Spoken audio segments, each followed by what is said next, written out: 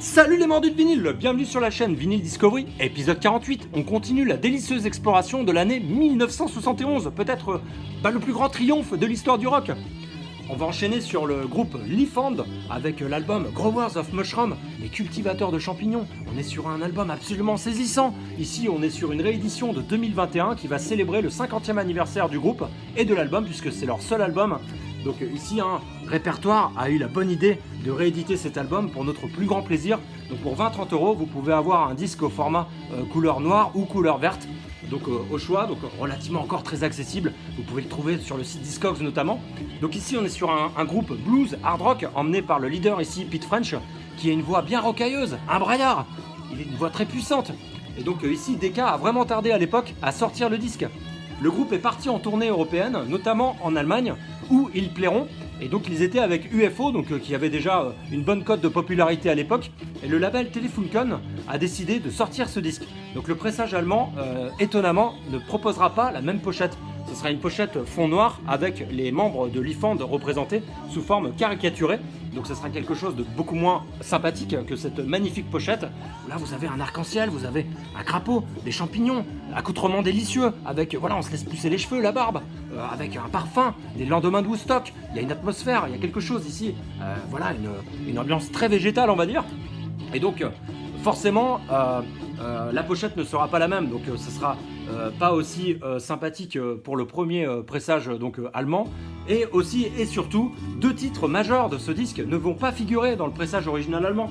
Donc vous avez notamment Freelance Find qui n'apparaîtra pas, et puis vous avez aussi Growers of Mushroom, donc le titre de l'album, qui a carrément été retiré du disque du premier pressage allemand. Et donc, Decca n'a toujours pas sorti le disque à l'époque, et des tensions au sein du groupe vont évidemment émerger, et donc le groupe va imploser, et Pete French va carrément rejoindre Atomic Rooster pour enregistrer l'album In Hearing Off, et être au chant. Donc il va chanter sur 4 morceaux de cet album. Et donc, en effet, ici, Decca a fini finalement par sortir ce disque complet, mais en octobre 71. Malheureusement, il est déjà trop tard. Et donc, ici, on est sur un disque qui est connu pour les amateurs de blues hard rock début 70. Voilà, on a Philippe Manœuvre, on a d'autres, bien sûr, critiques qui vont parler de ce disque comme un monument. Et en effet, quand vous voyez à combien sort le pressage original, vous vous dites ouais mais voilà, mais qu'est-ce qui le justifie en fait. Donc c'était cet ensemble de choses, la pochette, le contenu de l'album, les morceaux, il n'y a aucune fioriture. Et puis bien sûr le fait qu'il ait été pressé sur le tard et que le groupe a carrément implosé avant que Decca sorte le disque. Et puis finalement il n'y a pas eu beaucoup de tirages, donc c'est ce qui peut expliquer la rareté de ce disque. Et donc la transition est toute faite, puisque nous avions évoqué Atomic Rooster, donc groupe que va rejoindre donc Pete French, donc juste ici. Donc là, Atomic Rooster, en fait, on est sur leur album qui a connu le plus gros succès en étant 18e au Royaume-Uni. Donc le groupe est constitué de John Kane, donc ici, qui est le lead vocal et guitariste sur l'album précédent en tout cas. Là on a donc Vincent Crane qui est le seul membre permanent et le fondateur du groupe Atomic Rooster. Et là on a Hammond qui est à la batterie. Et là on a une grand-mère qui est en train de fuir, qui ne supporte pas le son de cet album, qui n'aime pas le hard rock, avec son cornet acoustique géant. Donc ici elle est complètement affolée. Donc là ça va plus là. Et donc en effet on est sur un disque absolument saisissant.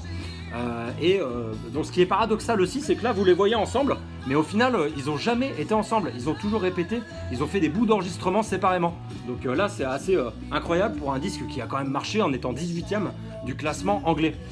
Donc en tout cas ici vous avez un John Kane qui fait la tête.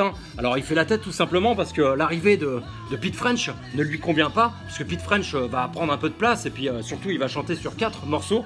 Et donc ici Vincent Crane a demandé à John Kane de vraiment se consacrer à la guitare, donc d'être moins omniprésent, chose qu'il était sur le précédent disque d'Atomic Rooster. Et donc ici nos deux acolytes là vont rejoindre John Gustafson pour fonder le groupe Hard Stuff qui sortira Bulletproof en 72. Donc absolument magnifique. Donc ici John Gustafson, là vous avez Hammond, et puis là vous avez bien sûr John Kane qui est plus content du coup. Là il a plus le sourire. Il est légèrement de meilleure composition on va dire. Et donc pour vous remémorer un petit peu notre fabuleux John Gustafson à la basse ici, hein, c'est le fondateur de Quatermass. Et donc il a aussi été le bassiste de Roxy Music, où voilà, il est apparu sur l'album Stranded de Roxy Music. Il est aussi apparu sur Country Life, magnifique. Et puis bien sûr sur l'album Sirens, avec le titre Love is a Drug, magnifique. Et puis ici vous avez Jerry Hall, hein, qui a été l'une des muses, une conquête de Mick Jagger, secrètement bien sûr. Et donc pour en revenir à l'album d'Atomic Rooster, donc en effet ici on est sur un pressage français original, donc voilà, avec le code B ici, et vous avez donc un disque qui est apparu chez Philips en France, In Hearing of Atomic Rooster, donc vraiment magnifique, avec un super orgue proposé par Vincent Crane, donc le leader du groupe. Et donc ce qui est à retenir aussi sur ce disque, parlons de la pochette, évidemment elle est l'œuvre de Roger Dean. Roger Dean qui est connu pour avoir fait les pochettes progressive rock, donc notamment Yes, il a fait quasiment toutes les pochettes de Yes de mémoire. Voilà, donc j'ai quelques albums, j'ai regardé, sur lesquels en illustration, donc c'est Roger Dean qui en est à l'origine. Donc l'illustration du groupe, de l'album de Pato par exemple, celui-ci absolument saisissant. On a aussi Bougie, donc là magnifique, Squawk, donc l'œuvre de Roger Dean en illustration également. On a Paladin Charge, voilà, on a ça, on a Magician's Birthday de Doria Heap, et puis on a Clear Blue Sky également, toujours Roger Dean.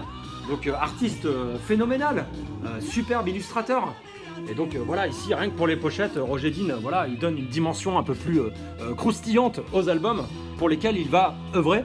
Et donc ici, In Hearing Of, voilà, encore une fois, album absolument sensationnel, à réécouter, à écouter pour ceux qui ne connaissent pas. En tout cas, voilà, c'était mon objectif que de vous montrer ces deux albums aujourd'hui. Donc en plus ils vont ensemble, hein, parce que Pete French bien sûr a rejoint Atomic Rooster. Et donc voilà, on est sur deux albums majeurs de l'année 71. Et donc voilà, c'est tout pour aujourd'hui. N'hésitez pas à lever les pouces pour dire que vous avez aimé la vidéo. N'hésitez pas à vous abonner si ce n'est pas encore le cas. Et puis on va continuer ce voyage dans le temps sur 71, sur des épisodes suivants, donc qui vont s'enchaîner. A très bientôt sur la chaîne Vinyl Discovery.